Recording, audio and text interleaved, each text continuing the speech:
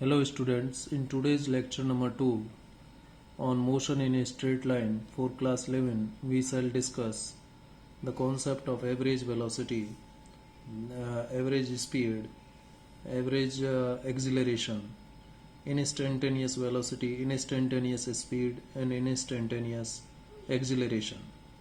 In lecture 1 we already discussed the concept of velocity, speed, distance, displacement, difference between distance and displacement, difference between speed and velocity, and also we discussed the position time graph for uniform motion, for non-uniform motion, for velocity time graph for uniform motion, for non-uniform motion, for rest object.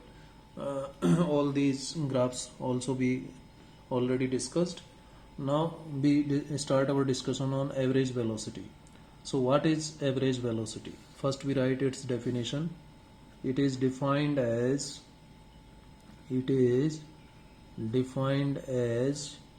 the change in position. It is defined as the change in position या फिर कहें displacement. Change in position को हम क्या कहेंगे? Displacement. Represent किससे करेंगे? Delta x. ठीक है. Divided by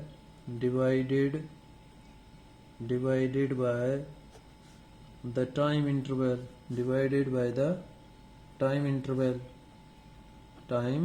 interval, delta T.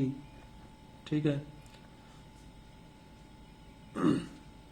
या फिर दूसरा और डेफिनेशन इसका लिख सकते हैं. It is defined as the rate of change in position of an object. यानी किसी ऑब्जेक्ट की पोजीशन में टाइम के रेस्पेक्ट में जो चेंज आता है, रेट ऑफ चेंज का मतलब है टाइम के रेस्पेक्ट में जो पोजीशन में चेंज आता है किसी ऑब्जेक्ट के, उसे हम क्या कहते हैं? एवरेज वेलोसिटी कहते हैं. अब देखिए वेलोसिटी हमने पढ़ा है, वेलोसिटी इज इक्वल टू हमने लिखा था डिस्प्लेसमेंट अपॉन टाइम. और ये एवरेज वेलोसिटी क्या है? Change in position divided by change in time, यानी displacement, total displacement divided by total time. ठीक है.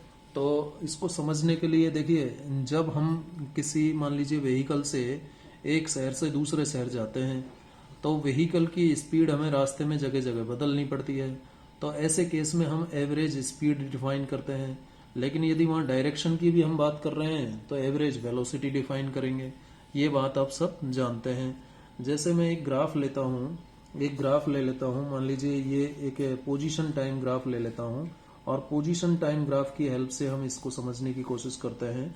ये एक पोजीशन टाइम ग्राफ है. एक्स एक्सिस पर मैंने टाइम लिया, ठीक है, सेकंड में एक्स एक्सिस पर, और वाई एक्सिस पर हमने लिया क्या?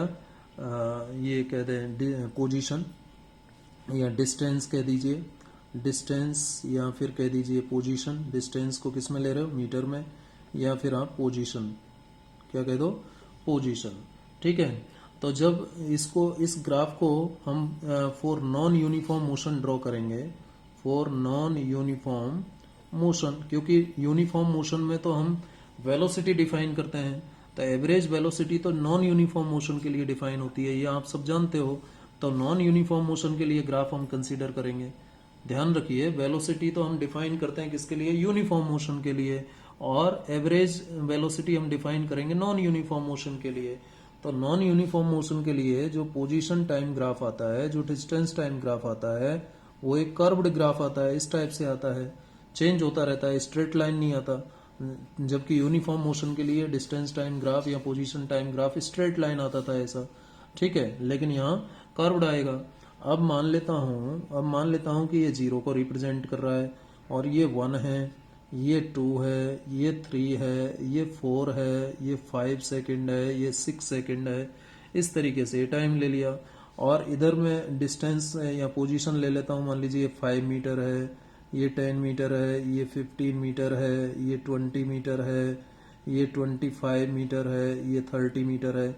इस टाइप से आपने क्या ले ली, डिस्टेंस ले ली। ठीक है, ये इस टाइप से क्या ले लिया आप, डिस्टेंस ले लिए।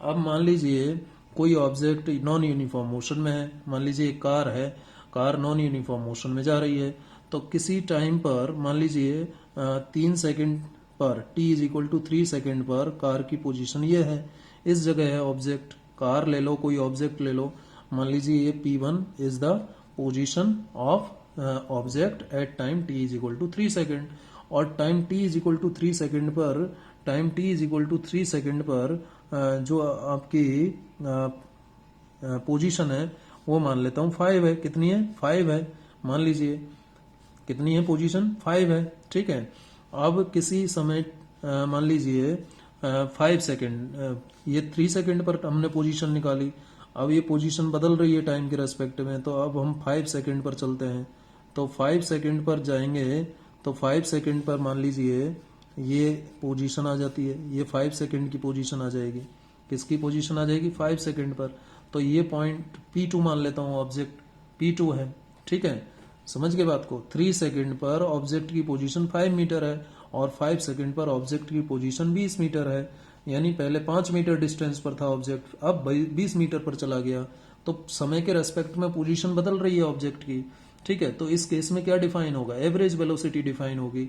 अब मान लेता हूं कि ये जो पोजीशन है इसको मैं कह रहा हूं x1, इसको क्या कह रहा हूं, x1 कह रहा हूं भाई। ये यदि t1 लेता हूं, 3 सेकेंड को मैं t1 लेता हूं, तो ये पोजीशन x1 मान लेता हूं, और इस टाइम को मैं यदि t2 लेता हूं, इस टाइम को 5 सेकेंड को यदि t2 लेता हूं, तो ये जो पोजीशन आएगी बेटा, ये कितनी आ जाएगी, x2 आ जाएगी। ठीक है, तो जो एवरेज वेलोसिटी होती है, देयरफॉर एवरेज वेलोसिटी कैसे लिखी जाएगी, एवरेज वेलोसिटी जिसको हम v बार लिख सकते हैं, मैंने आपको बताया था, जिसको हम v एवरेज लिख सकते हैं। ठीक है, जिसको हम v के दोनों तरफ ये मोड एक्सपेक्टेशन वैल्यू ऐसे लगा देते हैं, ये वाले सिंबल लगा देते हैं, एवरेज मतलब होता है इसका मीन वैल्यू, एवरेज वैल्यू को हम मीन वेलोसिटी भी कह सकते हैं, एवरेज वेलोसिटी, मीन वेलोसिटी, तो ज्यादातर हम इस सिंबल का यूज करेंगे, वी बार का, ये बार कहलाता है, ऊपर जो लाइन ड्रॉ की है इस सिंबल का ज्यादातर यूज करेंगे। और ये क्या होगा, फाइनल पोजीशन, ठीक है, माइनस इनिशियल पोजीशन, ये तो आपको पोजीशन में चेंज दे देगा, final position minus initial position, change in position हो जाएगा, और नीचे फाइनल पोजीशन किस समय होगी, फाइनल टाइम पर होगी, और इनिशियल पोजीशन किस समय होगी, इनिशियल टाइम पर होगी, इनिशियल टाइम। ठीक है, इनिशियल पोजीशन कब होगी, इनिशियल टाइम पर होगी। तो फाइनल पोजीशन आप क्या ले रहे हो, x2 ले रहे हो। ठीक है, और इनिशियल पोजीशन क्या है, x1, और टाइम क्या है, फाइनल टाइम t2, और इनिशियल टाइम कितना है, t1। भाई t1 टाइम पर पोजीशन क्या थी, x1 थी, और t2 टाइम पर पोजीशन क्या है, x2। तो जो एवरेज वेलोसिटी का फॉर्मूला बना वो क्या बन गया, x2 minus x1 upon t2 minus t1। और इसे और क्या लिखा जा सकता है, x2 माइनस x1 को हम डेल्टा x लिख देते हैं। यहाँ डेल्टा क्या बता रहा है, चेंज को बता रहा है, तो आप ध्यान रखिएगा डेल्टा x का मतलब x2 माइनस x1, यहाँ final position minus initial position कह सकते हैं, और नीचे डेल्टा t लिख दिया, तो ये फॉर्मूला इस तरीके से भी लिखा जा सकता है। ठीक है, वेयर आप लिख दीजिए डेल्टा x क्या है, x2 माइनस x1, या फिर कहो आप x final minus x initial. ठीक है, और डेल्टा t क्या है बेटा, t2 माइनस t1, और या फिर कहो t final minus t initial. तो इस तरीके से हम एवरेज वेलोसिटी का ये एक नया फॉर्मूला हमारे पास आ गया। 9th क्लास में हमने ये फॉर्मूला नहीं पढ़ा था। Average velocity non uniform motion के केस में डिफाइन होती है, तो इस केस में हमने एवरेज वेलोसिटी डिफाइन कर लिया। तो जो डेफिनेशन लिखी है वो क्लियर है, I think. It is defined as the change in position और displacement divided by the time interval, और we can say it is defined as the rate of change in position of an object. ठीक है, अब इस graph के according average velocity कितनी आ जाएगी ये देखो भाई। x1 का वैल्यू कितना है, 5 है, x2 का वैल्यू कितना है, 20 मीटर है, और t1 का वैल्यू कितना है, 3, और t2 का वैल्यू कितना है, 5। तो एज पर ग्राफ जो एवरेज वेलोसिटी आएगी बेटा, एज पर ग्राफ यदि हम निकालें एवरेज वेलोसिटी क्या होगी, तो क्या लिखेंगे, average as per above graph as per above graph average velocity average velocity क्या होगा, v bar is equal to x2 कितना है 20 मीटर और x1 कितना है, x1 कितना लिया था, x2 तो आपका 20 मीटर था और x1 क्या है 5 मीटर, t2 क्या है 5 और t1 क्या है 3, तो ये 5 मीटर और t2 क्या है, t2 आपका 5 मीटर और t1 क्या है 3, यही था ना। ऊपर कितना आ गया 15 और नीचे कितना आ गया 2, तो ये कितना आ जाएगा average velocity, v bar is equal to 7.5 और यूनिट क्या होगा एवरेज वेलोसिटी का, वही मीटर पर सेकंड होगा। एवरेज वेलोसिटी हो चाहे सिंपली वेलोसिटी हो, यूनिट तो वही रहने वाला है। एवरेज वेलोसिटी का यूनिट भी वही रहेगा जो सिंपल वेलोसिटी का यूनिट है। तो ऐसा ही unit of average velocity is, यहाँ लिख भी सकते हो अलग से पॉइंट बना करके, हालांकि ये आप सब जानते हो। ऐसा unit of average velocity is metre per second. और ये कैसी क्वांटिटी है, it is a vector quantity, ठीक है, वेक्टर क्वांटिटी है। अब देखिए ये जो ग्राफ मैंने यहाँ पर बनाया है P1 से P2, तो यदि मैं यहाँ पर एक लाइन ड्रॉ करूँ, सीधे लाइन ड्रॉ करूँ, तो ये एक सीधी लाइन है, ये जो डॉटेड लाइन मैंने बनाई है ये सीधी लाइन है। तो P1 P2 जो लाइन है इसका ही स्लोप तो ये रिप्रेजेंट कर रही है कौन, एवरेज वेलोसिटी। इस P1 P2 लाइन का ही तो स्लोप है। स्लोप ऐसे ही तो निकालते हैं, दो पॉइंट इधर ये मिला दिए y एक्सिस पर और इधर x एक्सिस पर मिला दिए, y एक्सिस पर जो दो वैल्यूज है उनका difference divided by x axis पर जो दो वैल्यूज है उनका डिफरेंस। तो ये लाइन P1 P2 का स्लोप ही तो हुआ एवरेज वेलोसिटी। एवरेज वेलोसिटी क्या हुआ, लाइन P1 P2 का क्या हुआ, एवरेज वैल्यू हुआ, ठीक है, क्या हुआ, स्लोप हुआ। तो यहाँ लिख सकते हो आप, in the above graph average velocity is the slope of line P1 P2। P1 initial position है, P2 फाइनल पोजीशन है, तो P1 P2 जो लाइन है उसका स्लोप हो गया, ठीक है, क्लियर। अब जो एवरेज वेलोसिटी है ना बेटा, देखिए स्लोप जो है वो पॉजिटिव हो सकता है, स्लोप नेगेटिव हो सकता है, और ठीक है ना। एवरेज वेलोसिटी की यदि हम बात कर रहे हैं तो जैसा स्लोप हो सकता है वैसा एवरेज वेलोसिटी हो जाएगी। तो स्लोप पॉजिटिव भी हो सकता है, स्लोप नेगेटिव भी हो सकता है। यदि किसी ऑब्जेक्ट की जो वेलोसिटी है डिक्रीज हो रही है तो स्लोप नेगेटिव आएगा उस केस में, और यदि किसी ऑब्जेक्ट की वेलोसिटी बढ़ रही है तो उस केस में स्लोप कैसा आएगा, पॉजिटिव आएगा, ठीक है ना। तो द एवरेज वेलोसिटी, ये भी एक इंपॉर्टेंट पॉइंट है, average velocity can be positive और नेगेटिव हो सकती है, पॉजिटिव हो सकती है, ठीक है, डिपेंडिंग अपॉन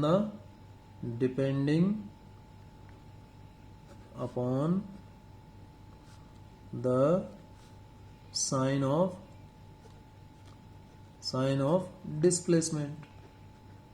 डिस्प्लेसमेंट पॉजिटिव और नेगेटिव हो सकता है ना, पॉजिटिव हो सकता है, नेगेटिव हो सकता है, जीरो हो सकता है। तो वैसे ही एवरेज वेलोसिटी भी पॉजिटिव हो सकती है, नेगेटिव हो सकती है, जीरो हो सकती है, और या फिर हम कह सकते हैं slope of graph. Slope positive होगा ग्राफ का तो एवरेज वेलोसिटी पॉजिटिव आएगी, स्लोप नेगेटिव होगा तो एवरेज वेलोसिटी नेगेटिव आएगी, ठीक है। और देखिए पोजीशन टाइम ग्राफ मैंने ऑलरेडी आपको बता दिए हैं, लेकिन क्विकली मैं एक रिकैप दे देता हूं आपको। पोजीशन टाइम ग्राफ ऑलरेडी हमने इससे पहले वाले लेक्चर में डिस्कस कर लिए हैं। तो पहला केस लेता हूं, object moving with positive velocity. Positive velocity के साथ जब ऑब्जेक्ट जाता है और यूनिफॉर्म मोशन है, ठीक है, यूनिफॉर्म मोशन है, कौन सी मोशन है, यूनिफॉर्म मोशन है, तो पोजीशन टाइम ग्राफ जो आएगा यूनिफॉर्म मोशन है और क्या है पॉजिटिव वेलोसिटी यानी वेलोसिटी बढ़ रही है। तो इधर टाइम ले आप, ठीक है, और इधर पोजीशन ले एक्स, तो ग्राफ कैसा आएगा, ऐसा आएगा। ठीक है, ये हो गई बात। दूसरा जो ग्राफ है object moving with negative velocity. Negative velocity से यानी ऑब्जेक्ट की वेलोसिटी डिक्रीज हो रही है, लेकिन जो मोशन है वो यूनिफॉर्म है, यूनिफॉर्म मोशन है। ठीक है, यूनिफॉर्म मोशन है यानी ब्रेक लगाने के बाद की परिस्थिति है, ब्रेक लगाने के बाद की स्थिति है। तो जो ग्राफ होगा वो कैसा आएगा, उसका स्लोप नेगेटिव होगा। देखिए इसका स्लोप पॉजिटिव आएगा।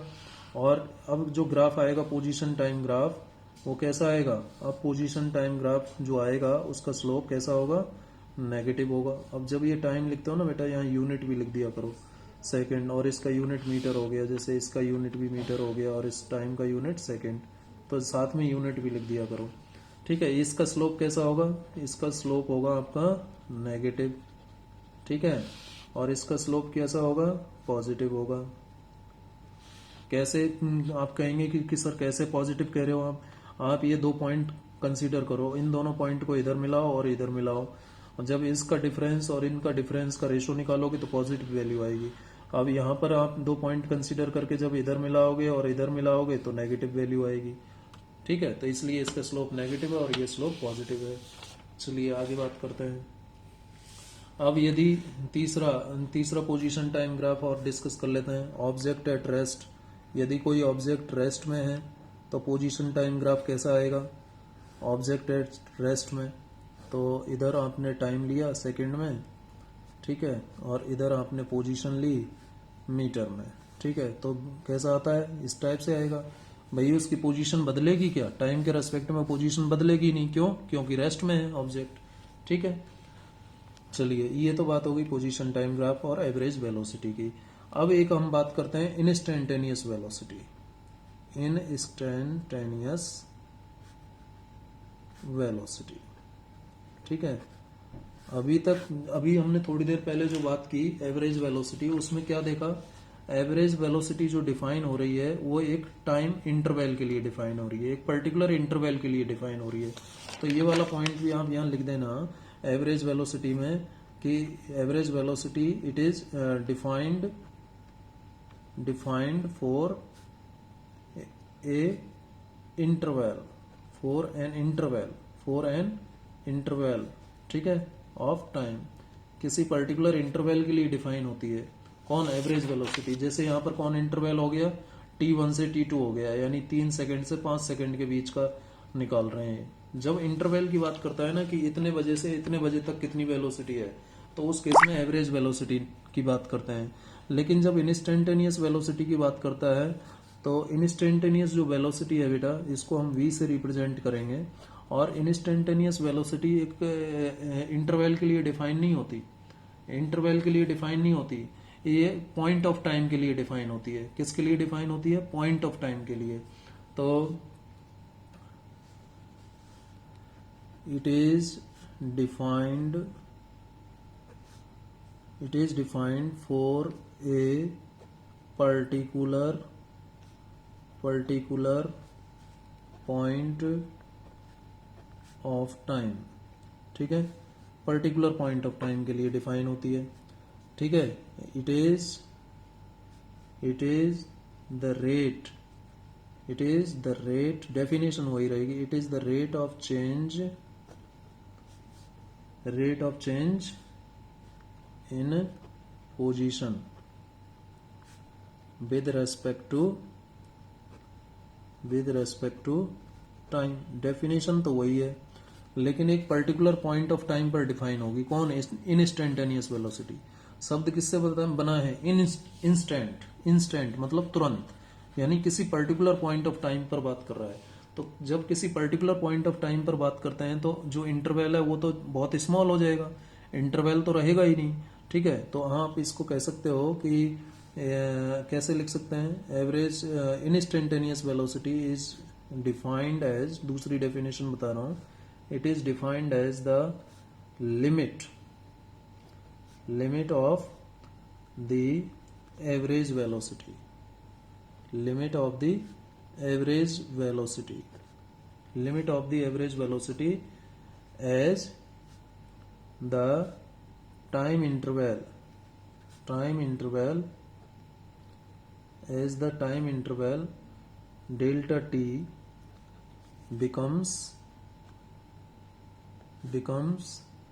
infinitesimally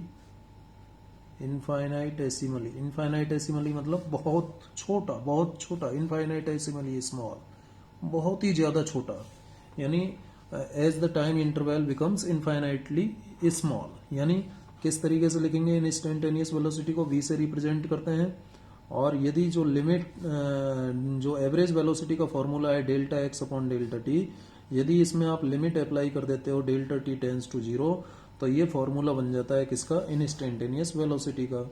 ठीक है, इसको आप ऐसे भी लिख सकते हो d x upon d t, इसको आप क्या लिखते हो, d x upon d t लिख सकते हो।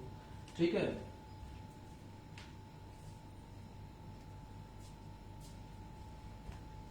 D x upon d t लिख सकते हो, किसको, limit delta t tends to zero, delta x upon delta t को d x upon d t लिखा जा सकता है।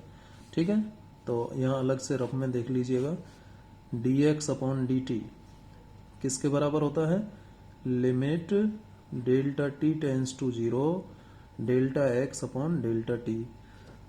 ये डेल्टा तो एक पर्टिकुलर इंटरवल में चेंज को बता रहा है कि एक इंटरवल में चेंज आ रहा है पोजीशन में, ये डेल्टा इंटरवल को रिप्रेजेंट करता है।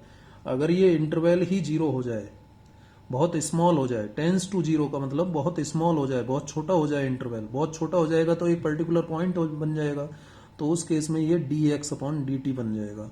इसको क्या लिखेंगे हम, D x upon d T, यानी एक पर्टिकुलर पॉइंट, ये जो डी है ये किसी पर्टिकुलर पॉइंट की बात कर रहा है। ठीक है, तो D x upon d T इसे कहते हैं इंस्टेंटेनियस वेलोसिटी, ये D x upon d T instantaneous velocity का फॉर्मूला है। ठीक है, क्लियर है। अब यहां पर जो लिमिट आपने ली है इसके बारे में भी लिख दें, वेयर द सिंबल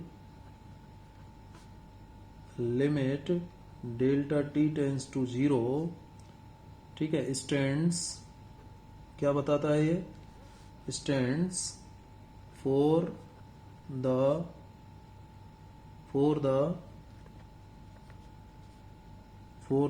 ऑपरेशन, कौन से ऑपरेशन को, ऑपरेशन मतलब ये मेडिकल वाला ऑपरेशन नहीं है, एक्शन से मतलब है इसका। ठीक है, stands for the operation of taking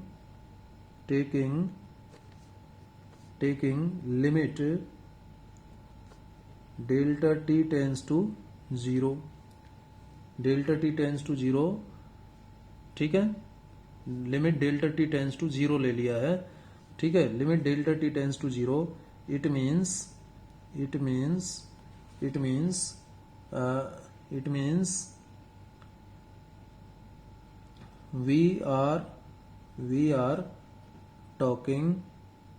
we are talking किसके बारे में बात कर रहे हैं, we are talking of particular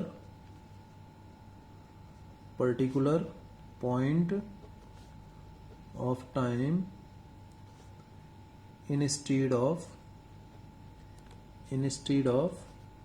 interval of time। Interval of time की जगह हम किसकी बात कर रहे हैं, पॉइंट ऑफ टाइम की बात कर रहे हैं, किसके बजाय, इंटरवल ऑफ टाइम के बजाय हम पॉइंट ऑफ टाइम की बात कर रहे हैं। अब जैसे ग्राफ ले लेते हैं, ग्राफ के जरिए इसको समझते हैं। जो हमने अभी थोड़ी देर पहले वेलोसिटी टाइम ग्राफ बनाया था, ठीक है, नॉन यूनिफॉर्म मोशन के लिए, वो क्या बनाया था, वो sorry position time graph non uniform motion के लिए। इधर टाइम लिया था आपने सेकंड में, ठीक है, और इधर आपने पोजीशन ली थी मीटर में। तो जो ग्राफ आया था वो इस टाइप से आया था। ठीक है, और यहाँ पर आप कह रहे थे, जैसे यहाँ 0 लिया था, यहाँ फिर आपने 1 2 3 4 5 ऐसे लिया था टाइम सेकंड में, और इधर आपने लिया था जैसे 5 10 15 20 मीटर में लिया था। ठीक है, अब यदि पहले तो कह रहे थे कि ऑब्जेक्ट P1 से P2 पर गया, मान लीजिए यहाँ से यहाँ तक गया था। ठीक है, अब यहाँ से यहाँ तक की बात नहीं कर रहा है, आप कह रहा है कि t is equal to 3 second पर क्या स्पीड था, t is equal to 3 second पर पर्टिकुलर पॉइंट ऑफ टाइम की यदि वो बात करे, तो पर्टिकुलर पॉइंट ऑफ टाइम पर यदि बात कर रहा है, वो इस टाइम पर बात कर रहा है, t का वैल्यू 3 सेकेंड है, यहाँ कोई इंटरवल की बात नहीं हो रही है। यहाँ ये थोड़ी ना कह रहा है कि 2 से 4 बजे तक कितना वेलोसिटी था, यदि 2 से 4 कहता तो एवरेज वेलोसिटी निकालते, लेकिन अब तो पर्टिकुलर पॉइंट की बात कर रहा है कि भाई इतने बजे, यानी 3 सेकेंड पर उसका पोजीशन क्या था, तो उसका पोजीशन क्या रहा होगा 3 सेकेंड पर, भाई 5 और 10 के बीच में क्या आएगा, 7.5 आएगा, कितना आएगा 7.5 मीटर आ जाएगा। तो 7.5 मीटर उसका क्या रहा, पोजीशन रहा पर्टिकुलर पॉइंट ऑफ टाइम पर। ठीक है, पर्टिकुलर पॉइंट ऑफ टाइम पर x की वैल्यू क्या आ गई बेटा, यहाँ 7.5 मीटर आ गई, dx की वैल्यू आप कह सकते हो। ठीक है, और dt जो कि बेसिकली t के बराबर है, dt किसके बराबर है, t के बराबर है, और dx किसको बता रहा है, x को बता रहा है। ठीक है, ये x को बता रहा है, और ये time particular point of time को बता रहा है, कितने सेकंड पर, 3 सेकंड पर बता रहा है। ठीक है, तो इन दोनों को डिवाइड करोगे तो वेलोसिटी आ जाएगी। तो वेलोसिटी कितनी आ जाएगी, इंस्टेंटेनियस वेलोसिटी यदि हम लिखें तो इंस्टेंटेनियस वेलोसिटी कितनी आ जाएगी, यहाँ पर इंस्टेंटेनियस वेलोसिटी v बराबर आ जाएगा dx अपॉन dt, और dx अब है क्या 7.5 है, और टाइम क्या है 3 सेकेंड है। तो इसको जब सॉल्व करोगे तो 3 2 जा 6, ठीक है 3 2 जा 6, और बचेगा 1 और 5 यानी 0.5, ये मीटर पर सेकंड, इतनी इंस्टेंटेनियस स्पीड आ गई ऑब्जेक्ट की, यानी 3 सेकंड पर उसकी स्पीड इतनी थी 2.5 मीटर पर सेकंड थी। ठीक है, तो किसी पर्टिकुलर पॉइंट ऑफ टाइम पर यदि वेलोसिटी की बात करता है तो वो इंस्टेंटेनियस वेलोसिटी होती है, ध्यान रखिएगा। तो यहाँ पर हमने particular point of time p पर बात कर ली, हमने p1 से p2 की बात नहीं की है, हमने पर्टिकुलर पॉइंट ऑफ टाइम की बात की है। तो यहाँ पर इंटरवल तो बहुत छोटा हो गया, इंटरवल क्या हो गया, बहुत छोटा हो गया। ठीक है, तो ये बात हो गई किसकी, इंस्टेंटेनियस इस वेलोसिटी की। तो बेसिक डिफरेंस क्या हो गया, एवरेज वेलोसिटी तो एक इंटरवल के लिए डिफाइन होगी कि भाई 9 से 10 बजे कितना वेलोसिटी था कार का, और यदि इंस्टेंटेनियस वेलोसिटी की बात करेगा तो कहेगा कि 9 बजे कितना था, या 9:30 बजे कितना था, या 9:45 पर कितना था, या 10 बजे कितना था। यानी पर्टिकुलर टाइम पर यदि वेलोसिटी पूछता है तो वो इंस्टेंटेनियस वेलोसिटी है, इंस्टेंट शब्द से बना है इंस्टेंटेनियस। ठीक है, अब ऐसे ही आप एवरेज स्पीड और क्या नाम से इंस्टेंटेनियस स्पीड डिफाइन कर सकते हो। तो एवरेज स्पीड की यदि आप बात करोगे तो एवरेज स्पीड का फॉर्मूला भी वही होना है। एवरेज स्पीड में डायरेक्शन नहीं होता, एवरेज स्पीड में क्या नहीं होता, डायरेक्शन नहीं होता। अब जब एवरेज स्पीड में डायरेक्शन नहीं होता तो फॉर्मूला तो वही बनना है, v bar is equal to delta x upon delta t, यही बनना है फॉर्मूला तो। ठीक है, एवरेज स्पीड का it has only magnitude but no direction, लेकिन कोई डायरेक्शन नहीं होता। ठीक है, और इंस्टेंटेनियस स्पीड की बात कर रहे हो तो इंस्टेंटेनियस स्पीड की बात करोगे तो v बराबर क्या आएगा, dx अपॉन dt आएगा, इंस्टेंटेनियस स्पीड। इसमें भी मैग्नीट्यूड और डायरेक्शन मैग्नीट्यूड होता है, it has only magnitude but no direction, बाकी सब कुछ तो एज इट इज रहेगा। ठीक है, वहां पर हमने डिस्प्लेसमेंट की बात की थी, यहां हम बात करेंगे डिस्टेंस की। ये चेंज इन पोजीशन डिस्टेंस को बताएगा यहाँ पर। ठीक है, और इसका यूनिट क्या होगा, वही मीटर पर सेकंड, इसका भी क्या होगा, वही मीटर पर सेकंड। ठीक है, सेम यूनिट होगा। ठीक है, तो अब एक पॉइंट कई बार एग्जाम में 1 मार्क क्वेश्चन में पूछ लेता है, क्या पूछ लेता है कि what is the case in which the magnitude of average velocity is equal to average speed. तो कब एवरेज नोट करके लिख लीजिएगा, आप नोट करके लिखना है कि एवरेज स्पीड एवरेज वेलोसिटी के कब बराबर होगा। एवरेज स्पीड एवरेज वेलोसिटी के कब बराबर होगा, ये क्वेश्चन पूछा गया है कई बार। एवरेज वेलोसिटी एवरेज स्पीड के कब बराबर होगा, ठीक है, कब बराबर होगा, ये कब बराबर होगा, कब बराबर होगा, व्हेन, आंसर क्या हो जाएगा, when the magnitude of displacement, ठीक है, when the magnitude of displacement is equal to the magnitude of distance, या फिर कहो पाथ लेंथ, डिस्टेंस को और क्या कहते हैं, पाथ लेंथ। जब ऐसा होगा तो एवरेज स्पीड किसके बराबर आ जाएगा, then average speed will be equal to the average velocity। तो सिंपल सा जवाब है, ठीक है। और यदि डायरेक्शन में चेंज हो रहा है तो फिर एवरेज स्पीड एवरेज वेलोसिटी के बराबर नहीं होगा, ठीक है। If there is a change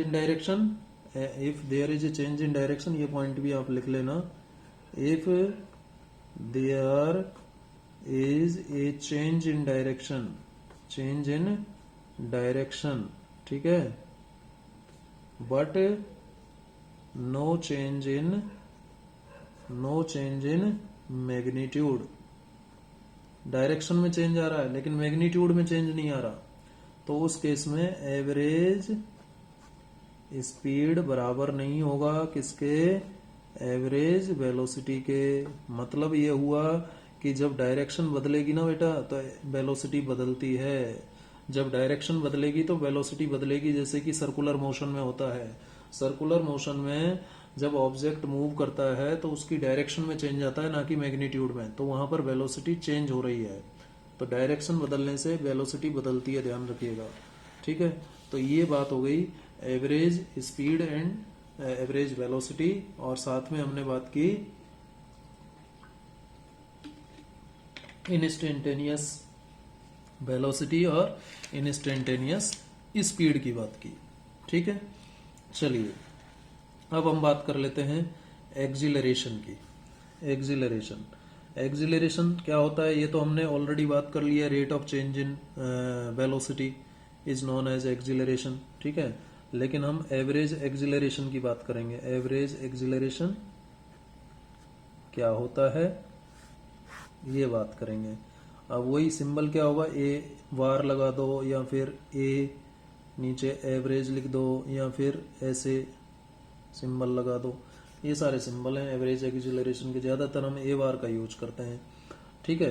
तो क्या होगा ये, तो इसके लिए हम वही केस ले लेते हैं, ग्राफ ले लेते हैं इसको समझने के लिए।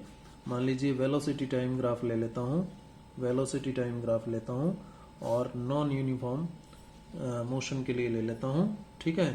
ये यूनिफॉर्म मोशन के लिए ले लीजिए, ये टाइम इधर सेकंड में ले लिया, ठीक है, और इधर वेलोसिटी ले ली मीटर पर सेकंड में, ठीक है भाई, ये बात है। तो यहां पर देखिए, यहां पर आप एक्सिलरेशन देखें, velocity time graph uniform motion के लिए देखें तो ऐसा आता है, velocity time graph for uniform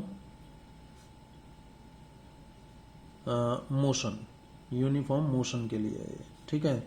तो यहां पर ये मान लीजिए ये 0 है, ये 1 है, ये 2 है, ये 3 है, ये 4 सेकंड है, ये 5 सेकंड है, ये 6 सेकंड है, मान लेते हैं। ये यहाँ पर 5 मीटर पर सेकंड है, मान लीजिए यहाँ पर 10 मीटर पर सेकंड है, या 15 है, या 20 मीटर पर सेकंड है, या 25 है, या 30, ये स्पीड है, ठीक है। तो एक पॉइंट ये ले लेता हूँ, तो देखिए ये P1 पॉइंट प्लेस पर है कोई ऑब्जेक्ट, फिर P2 पर चला जाता है। P1 से कहाँ जा रहा है ऑब्जेक्ट, P2 पर जा रहा है। तो P1 पर जब था तो टाइम कितना था, ये 2 सेकंड था, ये हो गया T1। तो P1 पर जब पोजीशन P1 पर है ऑब्जेक्ट की, यानी time T1 is equal to 2 second पर वेलोसिटी क्या है, V1 है। ठीक है, V1 किसके बराबर है, 10 मीटर पर सेकेंड के। लेकिन जब टाइम हो गया क्या, 4 सेकेंड, टाइम ले लिया आपने 4 सेकेंड, यानी T2 का वैल्यू 4 सेकेंड ले रहे हो। ठीक है, तो वेलोसिटी कितनी आ गई, वेलोसिटी मान लीजिए आपकी आ गई ये V2 25 आ गई, मान लीजिए कितनी आ गई, 25 आ गई। तो एवरेज एक्सीलरेशन भी एक इंटरवल के लिए डिफाइन होगा, तो ये ध्यान रखिए, it is defined for an interval.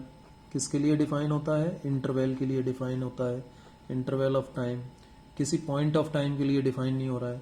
ठीक है, and it is the rate of change in velocity, it is the rate of change in velocity. ठीक है, कौन, एक्सीलरेशन को कहते हैं rate of change in velocity. कैसे लिखेंगे एवरेज एक्सीलरेशन को, v2 minus V1 upon T2 minus T1। ये एक वेक्टर क्वांटिटी है, ध्यान रखना कैसी क्वांटिटी है, वेक्टर क्वांटिटी है, वेक्टर क्वांटिटी है। ठीक है, वेक्टर क्वांटिटी है। सिमिलरली उसमें भी लिख लेना आप, एवरेज वेलोसिटी और एवरेज एक्सीलरेशन कैसे थे, ये एवरेज स्पीड जो है ये तो है स्केलर क्वांटिटी है। ठीक है, और एवरेज वेलोसिटी क्या थी, एवरेज वेलोसिटी ये वेक्टर क्वांटिटी है। कैसी क्वांटिटी है ये, वेक्टर क्वांटिटी, ये लिख लेना इसमें। तो एवरेज वेलोसिटी हो चाहे इंस्टेंटेनियस वेलोसिटी हो, इंस्टेंटेनियस वेलोसिटी की भी हम बात करेंगे तो वो ये भी वेक्टर क्वांटिटी है। इंस्टेंटेनियस वेलोसिटी भी कैसी क्वांटिटी है, वेक्टर क्वांटिटी है। यहाँ लिख लेना इसमें लास्ट में, it is a vector quantity, it is a vector quantity. कौन, इंस्टेंटेनियस वेलोसिटी। ठीक है, ऐसे ही स्पीड में लिख लेना, स्पीड कैसी क्वांटिटी है, एवरेज स्पीड स्केलर क्वांटिटी है। और इंस्टेंटेनियस स्पीड ये है, ये भी कैसी क्वांटिटी है, स्केलर क्वांटिटी है। तो ये भी आप ध्यान रखिएगा। ठीक है, चलिए, तो एवरेज एक्सीलरेशन एक इंटरवल के लिए डिफाइन होता है, T1 से T2। ये हमने यूनिफॉर्म मोशन के लिए किया, ऐसे ही नॉन यूनिफॉर्म मोशन के लिए भी हम एवरेज एक्सीलरेशन डिफाइन कर सकते हैं। ठीक है, चलिए, ये बात हो गई एवरेज एक्सीलरेशन की। अब इंस्टेंटेनियस एक्सीलरेशन की बात करूं, ये इसका यूनिट क्या होता है, पहले तो यूनिट देख लें। इसको लिखते क्या है, इसको ऐसे भी लिख सकते हैं बेटा, a bar is equal to delta v upon delta t. तो डेल्टा किसको बताता है, इंटरवल को। तो इस तरीके से लिखो, चाहे इस तरीके से लिखो, या फिर ऐसे भी लिख सकते हो, और a bar is equal to v final minus v initial upon t final minus t initial, ऐसे भी लिख सकते हो। ठीक है, कैसे भी लिख लो। अब देखिए, इट्स एसआई यूनिट इज, देखो ऊपर कौन है, वेलोसिटी, नीचे कौन है, टाइम। वेलोसिटी का क्या होता है, मीटर पर सेकेंड, और टाइम का क्या है, सेकेंड। तो मीटर पर सेकेंड स्क्वायर हो जाएगा यूनिट, एसआई यूनिट क्या हो जाएगा, मीटर पर सेकेंड स्क्वायर हो जाएगा।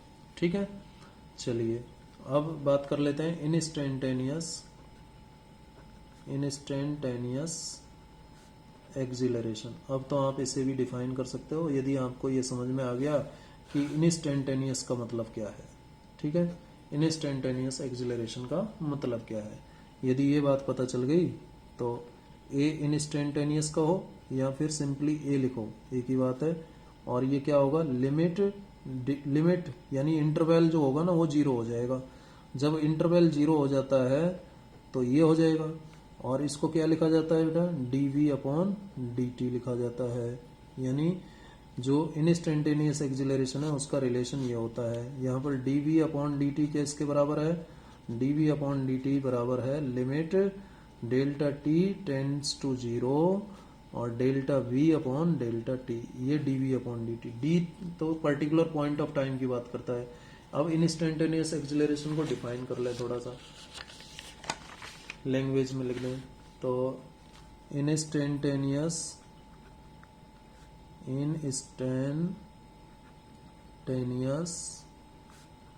एक्सिलरेशन